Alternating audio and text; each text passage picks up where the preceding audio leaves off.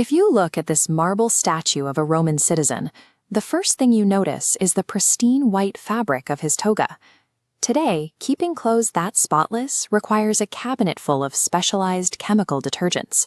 But ancient Rome didn't have synthetic laundry pods or even basic soap. So how did they maintain these immaculate status symbols? The answer lies in one of history's most unsettling cleaning agents: human urine. While it sounds like primitive desperation, the practice was a calculated use of chemical properties. Fresh urine was useless.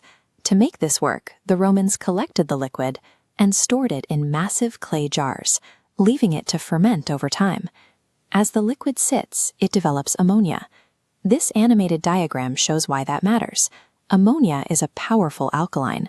When it comes into contact with fabric, it actively targets and breaks down stubborn organic grime, dissolving the complex grease structures trapped inside the fibers. Once the grease is broken down, naturally occurring salts present in the aged liquid pull those dissolved particles entirely out of the woven lattice, leaving the cloth clean. The Romans had successfully weaponized a common biological byproduct into a highly effective industrial-grade chemical solvent. Processing textiles with this method required massive vats of fermented liquid and backbreaking physical effort.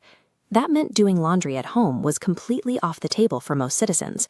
Instead, the work was outsourced to specialized commercial laundries known as fulonique, run by an expert workforce called the fulones. To force the ammonia deep into the fabric, workers stood barefoot in large vats of the aged liquid, rhythmically stomping on the garments for hours. They were essentially acting as human washing machines. After the long soak, the garments were scrubbed with clay or ash to boost whitening, then wrung out by hand or twisted tightly in a mechanical press. Workers beat the fabric with heavy sticks to knock out any lingering dirt, and finally rinsed everything thoroughly in clean city water. The final touches required careful finishing. White garments were draped over wicker frames above smoldering sulfur, which acted as a potent bleach. Colored fabrics were treated with specific natural earths to protect their dyes and keep the hues vibrant. Roman laundry was a grueling, multi-stage assembly line that demanded both mechanical effort and specific technical knowledge of the materials available. To see the physical evidence of this industry, we have to look at the ruins of Pompeii. This interior belongs to the Folonica of Stephanus. Originally a massive residential house, it was gutted and converted into a commercial laundry, with central stone washing vats installed right in the courtyard.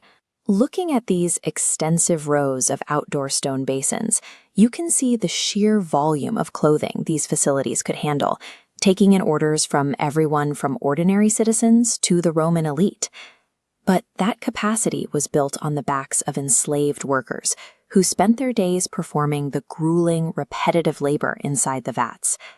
These laundries were highly profitable enterprises, but running them at this scale created a constant city-wide demand for their core chemical ingredient. A commercial laundry working at this scale simply couldn't produce enough urine internally to keep up with the volume of dirty clothes. The city solved this by turning to the public.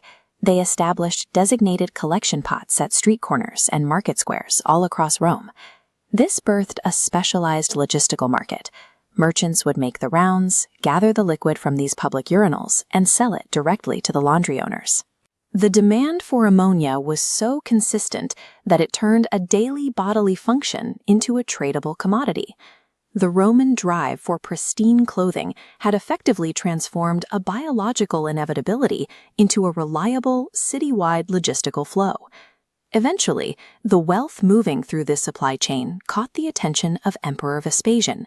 Vespasian saw an opportunity for the state.